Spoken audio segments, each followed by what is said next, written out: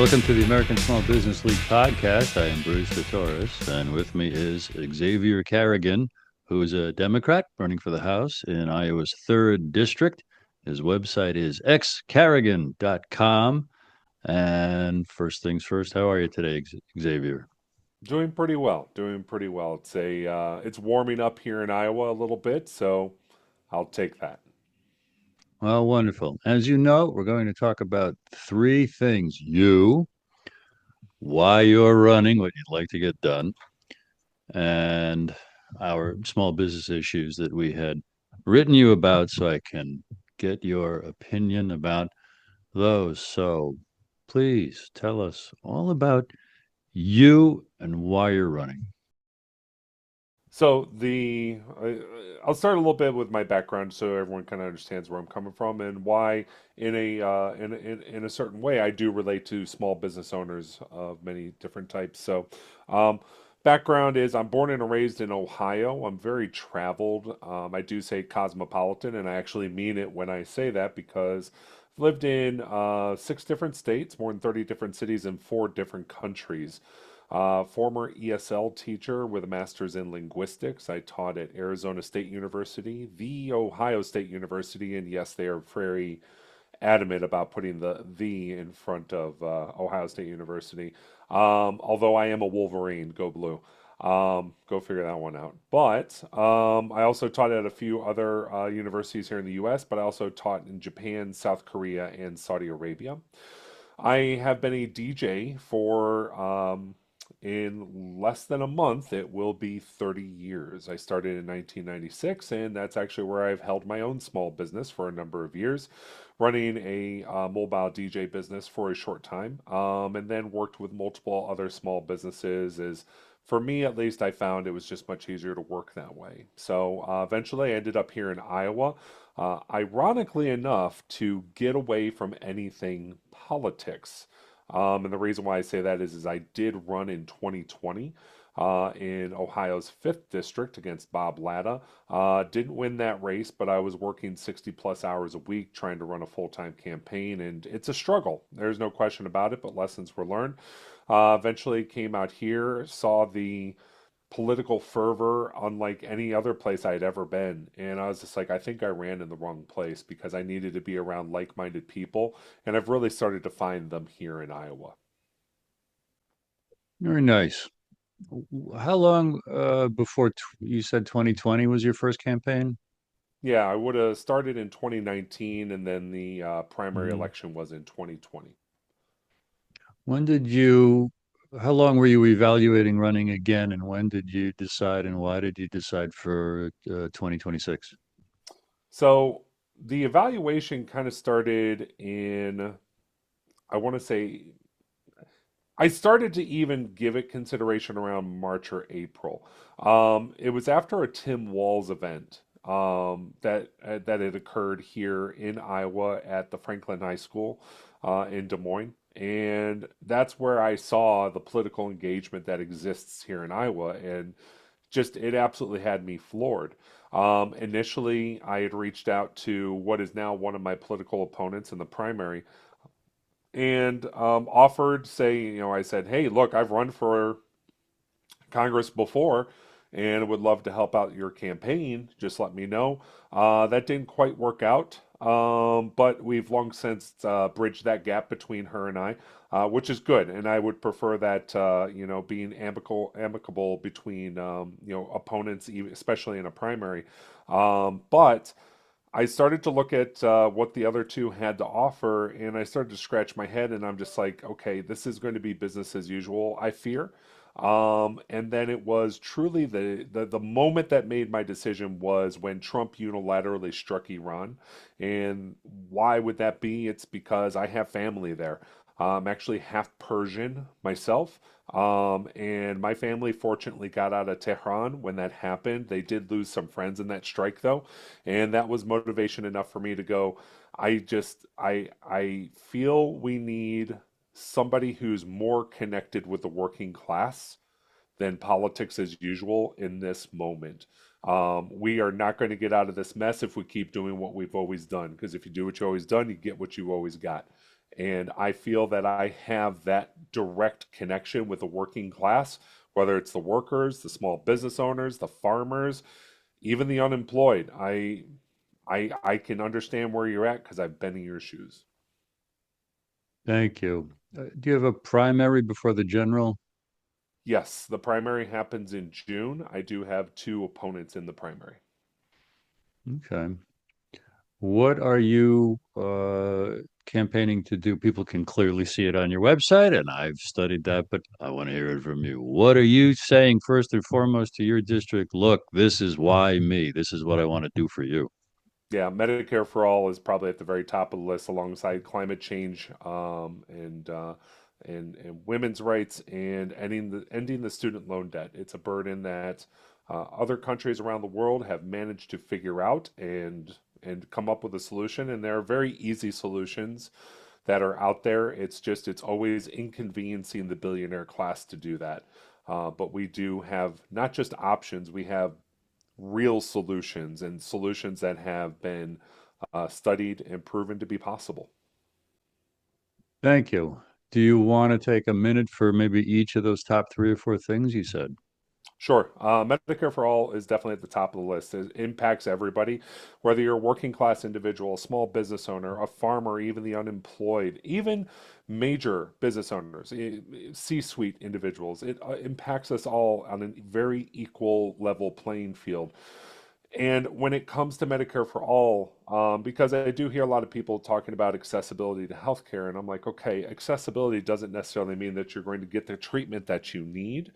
And on top of which, we all know the truth. We're all being price gouged, the worst in the world in this country, especially when it comes to prescription medication. And even direct experience that I had with a leg infection. Ended up going to the hospital for 2.5 days and ended up with a $37,000 bill, which miraculously enough got dropped down to about $3,700, which at that point, it kind of proves to you what the real bill should be. So we are being price gouged, and there are solutions around that. And a large part of that is cutting out the middleman. Maybe people who work in insurance won't like me so much, but especially medical insurance. But the fact of the matter is that we have an easy solution out of this, and that is when you cut out the middlemen, when you cut out the, and I'm sorry for my language, well, actually, I'm not sorry, but the racketeers in the middle who are literally fleecing the rest of our economy, when we just have it as a single payer, a single entity, bartering and bargaining for better prices, 350 million people is a much better bargaining chip than just 1,000. Thank And you. then when it comes to climate change, um, we can't leave a planet that's burning or on fire for our children. Somebody reminded me the other day when I spoke at the Iowa Farmers Union convention. After I got done speaking, they came up to me and they're just like, "You're the Bernie crat, aren't you?" And I'm like, "Well, you could definitely put me in that camp because that's where I rest." But they said, all the things that you talked about, it really reminded me of something very important, and that is we are not entitled to what our ancestors have left us. We are borrowing from the future. And that is so critical to keep in mind that what we are doing today is going to impact our children and our grandchildren and our great grandchildren. We have to take action now. It's action we should have taken 25, 35 years ago, but we have chosen to do absolutely nothing. And if we don't do something today, we're going to leave a planet on fire for our grandchildren, our great grandchildren, and I cannot live with that. Thank you. And then I guess one of the other big topics to kind of touch on is women's rights. That's a huge one because when I talk to Democratic entities, the Democratic Party entities, this is sometimes where I get them a little upset at me. But once I have the full conversation with them, they understand why I hold this perspective. And that is one of the things you'll see on my website everywhere is no half measures. Why do I say that?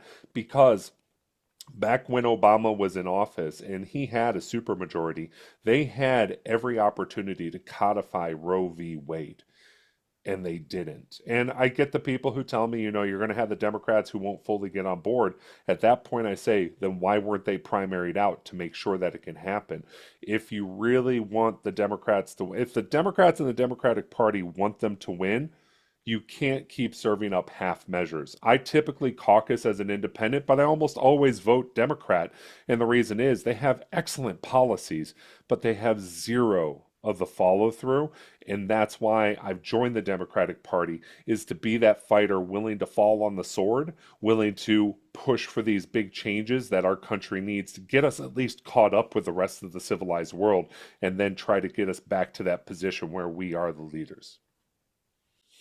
Has you who has the district sent to Congress the last few cycles, a Democrat or a Republican? The last couple of cycles, it has been a Republican, Zach Nunn. Okay, but has it been Republican for many, like a decade or more, or can it go Democrat by persuasion of the candidate? Iowa is definitely a former blue state that is pretending it's a red state when it's really a purple state. There is absolutely no reason why a Democrat cannot win, not just in my district, but in all four districts of Iowa, because you're talking about practical working class individuals. You're talking about people who are not just reasonable, but they understand how the world truly functions. They're not looking at our economics or our policies as something where they need to force their hand for other people to follow. A lot of people here are, look, if it's going to make you happy and it doesn't hurt me, great. A lot of times, libertarians find themselves agreeing with me quite a bit. And I'm just like, yeah, I mean, like I said, I typically caucus as an independent, but I am very progressive. And progressives and libertarians have so much in common. And there's a lot of that mindset that runs around in Iowa. And I think it's a wonderful thing. We have all different types of the political spectrum, but the reality is, when it comes down to it, Iowa is about the working class, not necessarily Democrat or Republican. Does the third district have the most populous city in it, or how does it rank compared to the other districts of the state? Yeah, it has the most populous city of Des Moines. However, it does get strewn about with 20 other counties. So you have Polk and Dallas County, which are the two largest counties in the district. And it actually used to be much bigger in the sense that the district ran all the way to the western border. What ended up happening, and being from Ohio, I'm very familiar with it, a bunch of gerrymandering occurred. And what they did is they actually took away some of those western states, which tended to be far more democratic, got those cut out, put into the fourth district, and then in the southeast, where it was much more rural, a little more Republican leaning, they added those to the district to balance it out, and thus you have the dilution or diluting of the districts to the point where it was no longer a Democratic stronghold and instead had turned into a place where the seat could easily be flipped. And you can actually see it in the numbers when you study how the elections have gone. I mean, there's been Democrats in the third district that have gone over a decade. However, in the most recent ones, every race has been almost razor thin, with about anywhere from a 2 to a 6 or even 8 point difference. And in today's climate, that's not actually even going to matter. If you want to discuss that, we can. Well, what's the point you're trying to make there? That right now, both of my opponents in the primary have put out documentation saying how much further they are ahead of the incumbent Zach Dunn. And right now, with our political climate, I make the argument a ham sandwich could beat Zach Nunn right now. That's not the concern. The concern is, what kind of policies does Iowa actually want to put forward?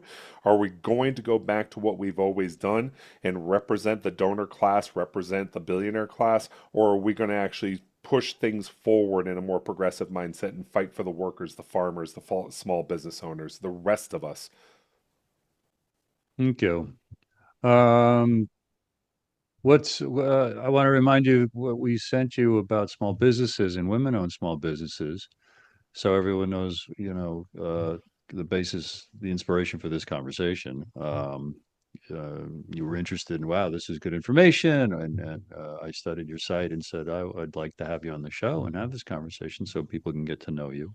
Create a video you want to share everywhere, as we will, and give you kind of on a silver platter a couple of giant issues that we want to encourage you to campaign for and see. Does this excite the constituency? And most importantly, Xavier, can it help you win? And it's Mm, all about small businesses. A lot of people don't know that we are a small business nation. 99.9% of all businesses in America are small businesses. There's about 36 million of them, okay? Really the engine of the economy. And they are supposed to get every year 23% of all federal contract dollars. mm, And every year, the SBA, which monitors this on behalf of all federal agencies, declares success and says, we met that goal, we passed that goal. How about a loan? And we have found in decades of work that it's a bit of a lie. It's a bit of a cover up. In reality, big businesses, which are 1/10 of 1% of all businesses, get almost 100% of federal contracts. Not 23%, but small businesses are really getting probably 3, 4, 5% of federal contracts. The big businesses who get all those contracts, they're already big. They don't create new jobs for those. But if legitimate small businesses got those contracts, they would create millions of new jobs to perform that work, which would be an economic boom of vast proportions. And it's going to take new faces and people in the House and the Senate who have the courage to champion that and declare that and teach that and create the momentum to make changes in order to oversee the SBA more efficiently and get transparency and accountability, and almost most importantly, get all the federal agencies to prove and show and tell us the names of the corporations that mm. they gave small business contracts to. It's going to be an uphill battle of unbelievable proportions. And the second thing, and then I want to hear all your thoughts about this, our foot in the door is our new don'tcheatwomen.com project, which simply wants to raise from 5% to 15% the federal contracts that must go to women owned small businesses, to push from 23% to 33% the contracts that must go to small businesses, so that the middle class could create not 2 million new jobs, but 3 million new jobs.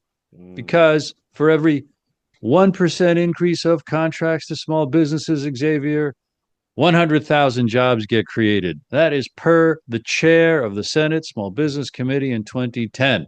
So 33% of contracts would be 3.3 million new jobs. And mm, why do women need this adjustment? Because it's 2025. They are half the human race and they own 40% of all businesses in America. And we're not talking charity. They sell what the government buys. The government is the world's largest purchaser of goods and services on the planet. The federal government buys everything under the sun. And women are not political equals because they're not economic equals. Men earn and save more than women. Men donate far more to politicians than women, so men have more influence right there. Now this is really where it hits the road.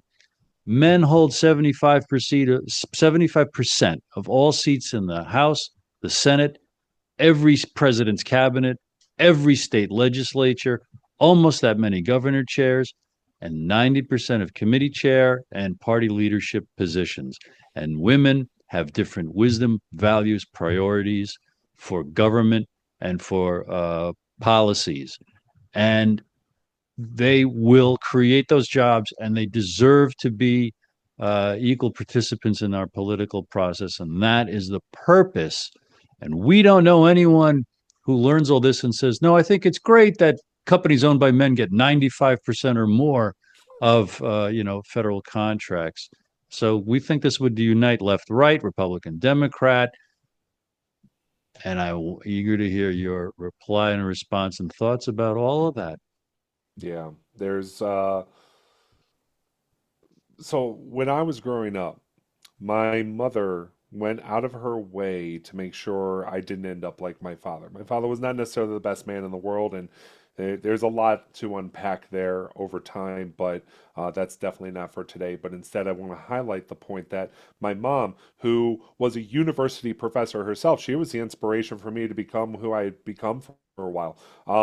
But even further, she made sure that I was empathetic, sympathetic towards others and their plights and their struggles.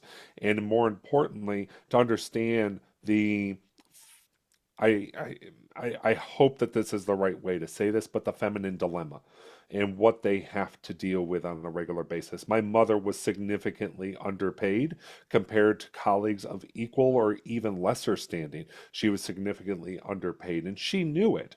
It was a constant battle. So this is something that I have recognized for ever since my childhood when I started to understand the dilemmas that she would face. I have two older sisters who I've seen go through their trials and tribulations in their professions, and the inequality in the field of education, period. Even there were times where I may have been getting paid more. And of course, we didn't necessarily discuss salaries. I'm more apt to do it now.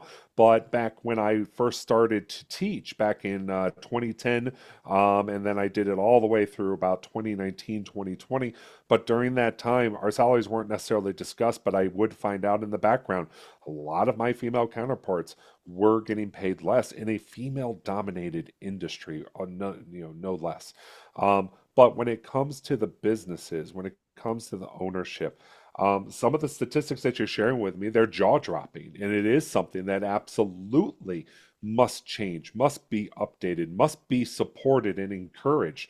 And there are ways that that can be done, but I think that I'm not the person to say how it gets done, but I am the person who will listen and carry that message to where it needs to go. Because ultimately, when it comes down to it, Bruce, I don't think I'm the most ideal person to be in Congress 10 years ago, but I am the ideal person today who's willing to fall on the sword, who is willing to take the sacrifice, who's not looking to make a career out of this, but get that message out there. And if it means that I can also carry with me the banner for small business owners that are women, for women in all the different challenges that they face, if I can help carry that banner up the hill, you're damn straight that's exactly what I'm going to do.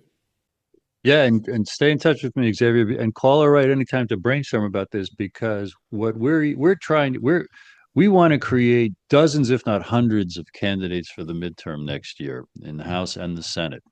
And I'm eager to hear as you bring this up in literature, on your website, and in live appearances.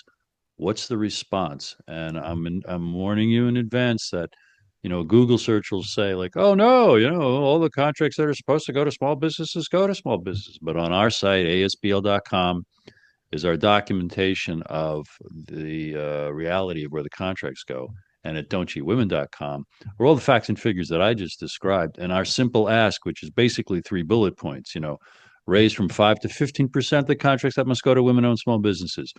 Make official the definition of a small business for federal purposes, not up to 500 employees, but down to only 100, because 98% of all businesses in America have less than 100 employees. That's a legitimate small business. But because of uh, decades of momentum, the many federal agencies have different rules and regs that they can abide by that lets them give contracts to big businesses and call them small business contracts. Like, oh, if it's in this industry or we're buying these particular products, we can give a small business contract to a company that has 1,000 employees, 2,000 employees, and more. And the SBA says, oh, those went to small businesses, and that's how they're able to get away with their lie. And the third point of our ask is new legislation that says make the SBA prove from all agencies that the contracts went to small business. Tell us the names. They Hmm. don't give the names for all kinds of specious, reasons. And I think right now with the current administration, they are not small business minded in the slightest. And I don't think that that's something unbelievable by anybody. They are not concerned about those people who make the engine turn. We found out in through COVID just how much the working class is the one that makes this work. The small businesses are the ones that keep this country moving. So it's an imperative that we support them. And by the way, I just want to go back real quick to the Medicare for All. There's one thing that will help small businesses more than anything else is a Medicare for All system, because now you'll get qualified workers who are going to be leaving those large corporations simply because they can get better health care. Under a system like Medicare for All, you're going to get those qualified workers. You're going to get those desired workers who are going to come and work for you because they're no longer handcuffed by their insurance providers at these large businesses. What else do you want to get on the record in this conversation, Xavier, that you want the district to know that this is what you're going to go to Washington to work for? Zero billionaire money, zero corporate PAC money, zero APAC money. I am not going to do any decision because I was asked at a Democratic county central committee meeting. One of the individuals asked me, he's like, "Will you always vote with the Democrats?" And I turned and looked at him and I said, "Excuse me, could you rephrase the question?" And he's like, "No, it's a yes or no answer. Will you always vote with the Democrats?" And I said, "I cannot give you the answer that you want, but if you were to ask me, will I always vote for the working class? Will I always vote with the farmers and the small business owners and the disabled in this country?" The answer is goddamn right, I will. Strong, and that's what it's going to take. And those other things that you just added to your, platform and values and priorities are, really revolutionary because for decades, the Washington has been captured by corporate and banking interests, and we need folks like you who have thrown their hat in the ring and are willing to do the hard work to try to get there. And what else would you mention or reiterate before we say goodbye? I would definitely say if you're able to help out, of course, donations help. But the biggest battle I'm facing right now is name recognition. Spread the word. Let people know there is a working class fighter in Iowa who deserves your attention, who deserves you spreading his name around. And if you're able to chip in $5, that's all I'm asking. My goal is 1 million progressives gives me $5 each. And if that were to ever happen, I would have more money than I would ever need to tackle this district and get the working class a voice in Washington. Because if you don't think this is class war, I got news for you. It is us versus them, the haves versus the have-nots. And if you're going to step into the ring with me, I would love for you to be on my side. Let's go tackle this Hydra. Nice. Xavier Carrigan, website xcarrigan.com. I want to thank you very much for your time. And also thank everybody for watching and listening today.